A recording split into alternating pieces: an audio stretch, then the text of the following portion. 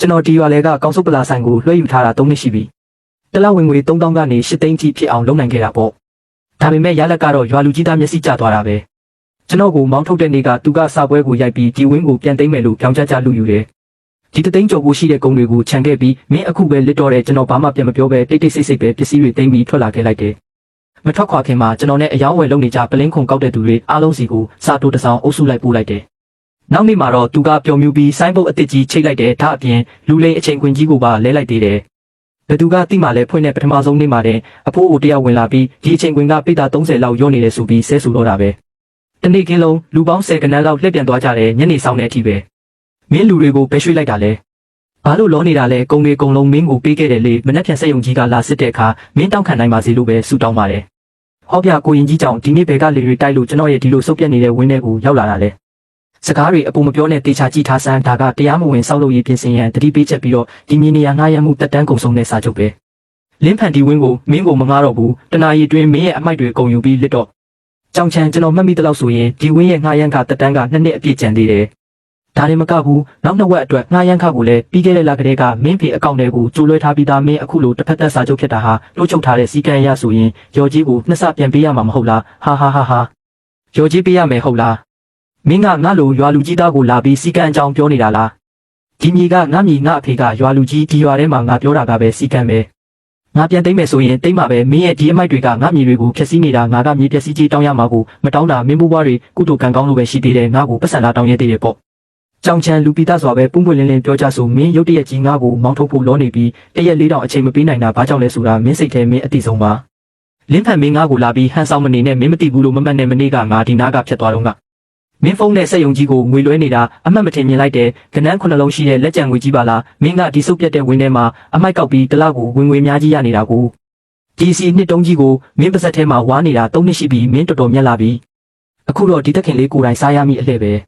ကောင်းစုပ်ပလာလုပ်ငန်းဆိုတာအပြင်လူကြည့်ရင်တော့အောက်ခြေချပြီးမြစ်ပတ်နှံစော်နေတယ်ထင်ရပေမဲ့တကယ်ရုပ်ဝက်ချက်ကတော့နက်နဲလုံးနဲ့ကြောင်ချန်လိုဆင်းရဲဒုက္ခမခံဘူးတဲ့ကောင်ကတော့မြေနေရာရှိုံနဲ့ဆိုင်းဘုတ်တစ်ခုထောင်းလိုက်ရင်ပဲဈေးနေဝယ်ပြီးဈေးတင်အောင်လို့ပတ်စံတွေအများကြီးရမယ်ထင်နေတာတကယ်ကိုမိုင်းမဲလွန်းတာပဲကိုရင်ကြီးကြောင့်ဒီလုပ်ငန်းရဲ့လှုပ်ဝက်ချက်ကနက်နဲလုံးနဲ့အပေါ်ရန်ပတ်စံကိုပဲကြည့်ရင်တော့မင်းအနည်းနဲ့အမြန်နှင်းမုန်းသွားလိမ့်မယ်ငါ့ကိုလာပြီးမချင်းချောင်းနဲ့ဈေးနေဝယ်ပြီးဈေးတင်အောင်တာလူဦးတူတူတောင်တိတဲ့စီးပွားရေးကွက်ကိုမင်းကဘာတွေလာပြီးဆရာကြီးလုပ်နေတာလဲဒီနေ့မင်းထွက်သွားရင်သွားမသွားရင်ငါညီကိုတွေကမင်းကိုကန်ထုတ်လိမ့်မယ်ကိုရင်ကြီးကြောင့်အဲ့လိုမလုပ်ပါနဲ့ဗျာဖန်လေးကဒီမှာကောင်းကောင်းလုပ်နေတာပဲအားလုံးကလည်းသူ့ကိုလေးစားကြတယ်ဘယ်တော့မှလည်းအချိန်ခွင်ခိုးတာမရှိဘူးမင်းကရုတ်တရက်ကြီးသူ့ကိုထွက်ခွာခိုင်းတော့သူ့ဘဲကိုသွားရမလဲအဖိုးကြီးဖယ်ဆန်းနောက်တစ်ခါစကားများရင်မင်းရဲ့အမိုက်တွေကိုတပိတ်တာတော့မဝယ်ဘူးမှတ်ကျွန်တော်ဘာမှညှင်းခုန်မနေတယ်လို့ဘာတနာခံမှုမှလည်းမလုပ်ခဲ့ဘူးဒီလိုမတုံးမျိုးကိုနှိမ်နှင်းဖို့အကောင်းဆုံးနည်းလမ်းကတော့သူဖြစ်ချင်တာကိုလွတ်ပေးလိုက်ပြီးသူ့ဘာသာသူ6ထဲခုံချခိုင်းလိုက်ဖို့ပဲကောင်းပြီလေးငါလက်မှတ်ထိုးမယ်ကျွန်တော်စာပွဲပေါ်ကဘောပင်ကိုယူပြီးငှားရမ်းမှုရက်စဲတဲ့စာချုပ်ပေါ်မှာချက်ချင်းပဲလက်မှတ်ထိုးလိုက်တယ်ပြီးတော့ဘောပင်ကိုလွတ်ပစ်လိုက်တယ်မင်းအမြင်မှန်ရတာတော်သေးတာပေါ့ကြောင်ချန်ကစာချုပ်ကိုလူယူပြီးစက်ကူကိုတောက်လိုက်ရင်ဝင်းတစ်ခုလုံးကိုကျေနပ်အားရစွာကြည့်လိုက်တယ်ဝင်းထဲမှာတော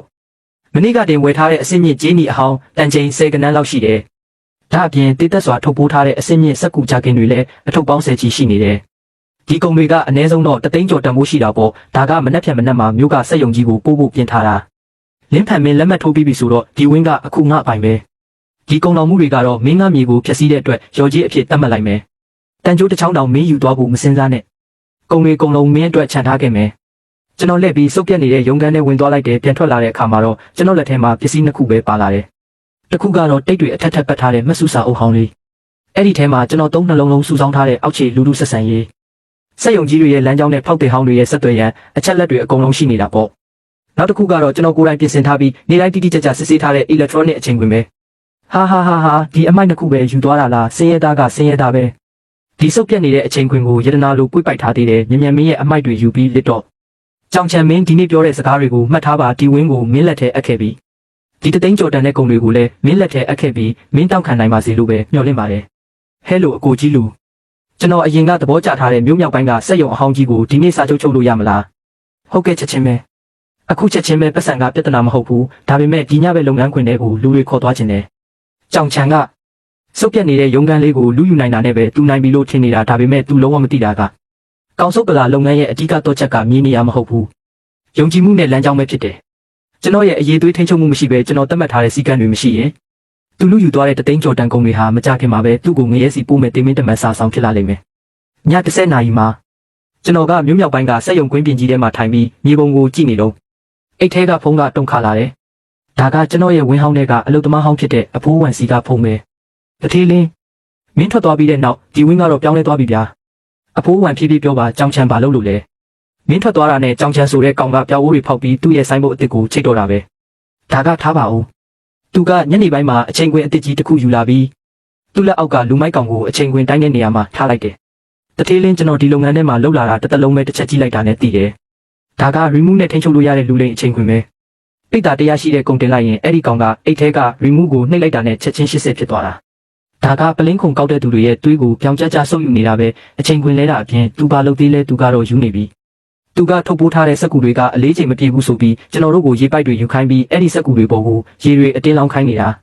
စက်ယုံကြီးကစိုးတိုင်းစများရင်ပတ်စံလျှော့တာဒါမှမဟုတ်လက်မခံတာမျိုးလုပ်လိုက်မယ်လေသူကကျွန်တော်ကိုပါရိုက်ပြီးအပြင်ပန်းက6နေရင်အတွင်းထဲကစိုးနေတာဘယ်သူမှမသိနိုင်ဘူးလို့ပြောတဲ့စက်ကူတင်မကဘူးသူကအပြင်ကစောက်လို့ရေခွင်ကနေအပေါ်စားအုပ်ကျိုးတွေနဲ့တဲတွေကိုကားနှစ်စီးစာတဲခိုင်းပြီးမြင်းချန်ခဲ့တဲ့တန်ဟောင်းတွေအောက်မှာမြုပ်ခိုင်းထားတယ်တထေးလေးရေလောင်းတာနဲ့တဲထဲတာဟာအောက်တန်းကျတဲ့စီးပွားရေးလိမ့်လည်မှုပဲဒါကကိုတူးတာပဲဒီလိုအတူရောင်ကုန်တွေကိုစက်ယုံကြီးကိုပို့ရင်အဲ့ဒီကစစ်ဆေးရေးမှုတွေကမျက်စိကန်းနေလို့လားအဖိုးဝင်ရဲ့ဆွဆွဲချက်တွေကိုကြားတော့ကျွန်တော်မအောင်နိုင်ပဲရဲမိသွားတယ်အဖိုးဝင်သူနဲ့သွားပြီးရံမဖြစ်နဲ့သူရေလောင်းခိုင်းရင်လောင်းလိုက်တဲထည့်ခိုင်းရင်ထည့်လိုက်လစာကိုတော့ပုံမှန်ယူပြီးကိုပဲပေးကင်းအောင်နေပါဒါပေမဲ့တထေးလင်းဒါကမင်းပင်ပန်းဆူဆောင်းထားတဲ့ကုန်ကောင်းတွေလေအဲ့ဒီထဲမှာအစစ်မြစ်ဂျင်းနီတွေနဲ့စက်ကူကြခင်တွေအပြည့်ပဲအခုတော့အမိုက်လိုဖြက်စီးခံနေရပြီဒါကကျွန်တော်ကမဟုတ်တော့ဘူးဒါကသူ့ရဲ့တင်မင်းတမန်စာဆောင်ပဲအဖိုးဝင်မနှက်ဖြန်မနှက်မှာဖောက်တီဟောင်းတွေလာရောင်းလို့အလိန်ခံရရင်သူတို့ကိုတိတ်လေးပြောလိုက်ပါမြို့မြောက်ပိုင်းကစက်ယုံကြီးကိုလာပြီးကျွန်တော်ကိုရှာဖို့ပေါ့ဖုံးချပြီးနောက်ကျွန်တော်လှည့်ကြည့်လိုက်တော့ရှေ့ကကြီးမကျယ်ပြန့်တဲ့ကွင်းပြင်ကြီးကိုမြင်ရတယ်ဒီစက်ယုံကြီးကမြေဧရိယာအကျယ်ကြီးရှိပြီးကျွန်တော်ရဲ့ဝင်းဟောင်းထက်အစပေါင်းများစွာကျယ်တာပေါ့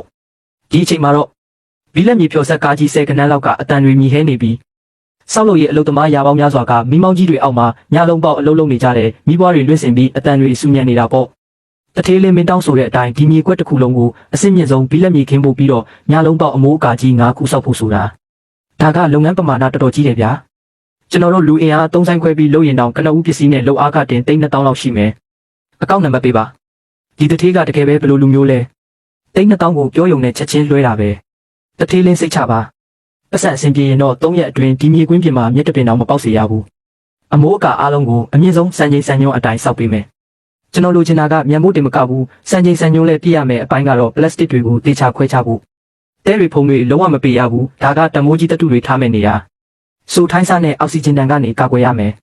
အီလက်ထရောနစ်အချိန်ခွင်အားလုံးကနိုင်ငံတော်စံချိန်စံညွှန်းစစ်ဆေးရေးစနစ်နဲ့ချိတ်ဆက်ထားရမယ်အလေးချိန်ကွာဟမှုဟာ10 gram ထက်မပိုရဘူးမင်းသားလေလားသူထင်းလင်းမင်းကကောက်စုပ်ပလာသိမ့်တာလားဒါမှမဟုတ်မိပညာမြင့်စက်ယုံစောင့်နေတာလားကျွန်တော်လုံးမှာကဒီပြည်နယ်ရဲ့အစစ်မြင့်ဆုံးပြန်လည်အသုံးပြုနိုင်တဲ့စက်မှုကုန်ကျန်းအခြေစိုက်စခန်းကြီးပဲ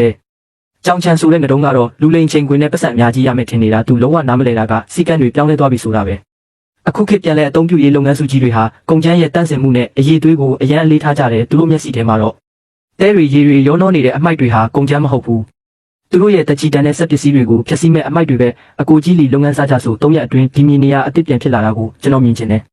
မနှက်ပြန်နေမင်းကြီးထွက်လာတဲ့အခါရွာထဲမှာတော့ပွဲကြီးပွဲကောင်းကြည့်ရတော့မယ်ထင်တယ်ဝင်းကြီးရဲ့တန်တကားပွင့်သွားတယ်ကြောင်ချန်ကလူတကိုစားလောက်ရှိတဲ့စပီကာကြီးနှလုံးကိုတကားဝမှာတမင်ချထားပြီးနှကွဲမတက်ဆူညံနေတဲ့တခြင်းတွေကိုတလန်းလုံးကြားရအောင်ဖွင့်ထားတယ်သူကိုယ်တိုင်ကတော့ကလတ်ထိုင်ကြီးပေါ်မှာထိုင်ရင်းညောင်မင်းကြီးရဲ့အရေးအောက်မှာခြေထောက်ချိတ်ပြီးအေးတောက်နေတာပေါ့အထာကြီးနဲ့ဘရင်တပားလိုပဲမနက်၈နာရီမှာတော့ပလင်းခုံကောက်တဲ့သူတွေကုံလာရောက်တဲ့အချိန်ပဲဝင်းထဲကိုပထမဆုံးဝင်လာတာကတော့မနေ့ကကျွန်တော်အတွက်စကားပြောပေးတဲ့အဖိုးလီပဲအဖိုးလီကယခု80နှစ်ရှိပြီနေပူထဲမှာအလုပ်လုပ်ရလုံးလို့ပိန်ချောက်နေတာပေါ့သူကစုပ်ပြက်နေတဲ့သုံးမိဆိုင်ကယ်ကြီးကိုအားဆိုင်ပြီးနင်းလာတယ်ဆိုင်ကယ်ပေါ်မှာတော့သူတစ်ပတ်လုံးဆူထားတဲ့စက်ကူကြခင်တွေကလူတရက်ကျော်လောက်မြင့်နေပြီးကျိုးနဲ့တေးသက်စွာချီထားတာသူဆိုင်ကယ်ကိုဝင်းထဲနင်းလာပြီးနဖူးကချွေးတွေကိုတုံရင်းအရင်တိုင်းအချိန်ကွင်းစီကိုရှောက်သွားတယ်ဟောဖိုးကြီးကုံလာရောက်လာလားအဲ့ဒီကောင်ကအချိန်ကွင်းပေါ်တက်ဖို့ပြောတယ်မဖြစ်နွဲနဲ့ဆိုင်ကယ်ရောကုံမအတူတူတွန်းတင်လိုက်အဖိုးလီကအန်ဂျီပီလေးလံနဲ့သုံးမိဆိုင်ကယ်ကိုအီလက်ထရောနစ်အချိန်ကွင်းအသစ်ကြီးပေါ်တွန်းတင်လိုက်တယ်အဲ့ဒီကောင်ကအချိန်ကွင်းတိုင်းတဲ့ရုံးခန်းထဲမှာရက်ရင်လက်ကိုအိတ်ထဲထည့်ပြီးအိတ်ထဲက remove ကိုတိတ်လေးနှိပ်လိုက်တယ်ကနန်းတွေကလှုပ်ရှားသွားပြီးနောက်ဆုံးတော့ရက်တန်သွားတဲ့ဆိုင်ကယ်အပါဝင်စက်ကူကစုစုပေါင်းပြီးတာ120ပဲရှိတယ်အခုတပိတာကို6မှုနှုတ်နဲ့ငွေစည်းရင်းစီမှာပတ်စံသွားယူလိုက်မဟန်သေးဘူးလူငယ်လေးဒီကနန်းကလုံးဝမမှန်ဘူးငါမထွက်ခင်ကရွာထိပ်ကဆိုင်မှာချိန်ခဲ့တာစက်ကူတင်ပိတာ100ရှိတယ်ငါရဲ့ဒီတန်သုံးပြီးဆိုင်ကယ်ကလည်းအနည်းဆုံးပိတာ90ရှိတယ် ပေါင်းလိုက်ရင်အနည်းဆုံး158ရမှာမင်းကဘလို့ဖြစ်လို့120ပဲထွက်တာလဲပိတ်တာ30တောင်ရော့နေတယ်အဖိုးကြီးမင်းကငါအချိန်ခွင်မမှန်ဘူးလို့ပြောတာလားမင်းရဲ့ရွာထိပ်ကအချိန်ခွင်အစုပ်ကိုတန်အဟောင်းဖြစ်ရောင်းလိုက်တော့ငါရဲ့ဒီအချိန်ခွင်ကပတ်စံအများကြီးပြေးဝယ်ထားတဲ့ဤပညာမြင့်အချိန်ခွင်အစ်ကြီးပြစပင်တပင်တင်အောင်အလေးချိန်ပြတယ်မင်းကဒီမှာလာပြီးဆရာကြီးလုပ်နေတာလားရောင်းမလားရောင်းချင်ရောင်းမရောင်းရင်မြင်မြင်လစ်တော့နောက်ကလူတွေအယောင်းဝယ်လုပ်ဖို့ပိတ်နေတယ်မဟုတ်ဘူးဒီအလေးချိန်ကလုံးဝမမှန်ဘူးမင်းဒါကလူလိန်ချိန်ခွင်ပဲဒါကလူကိုတက်နေတာပဲအဖိုးလီ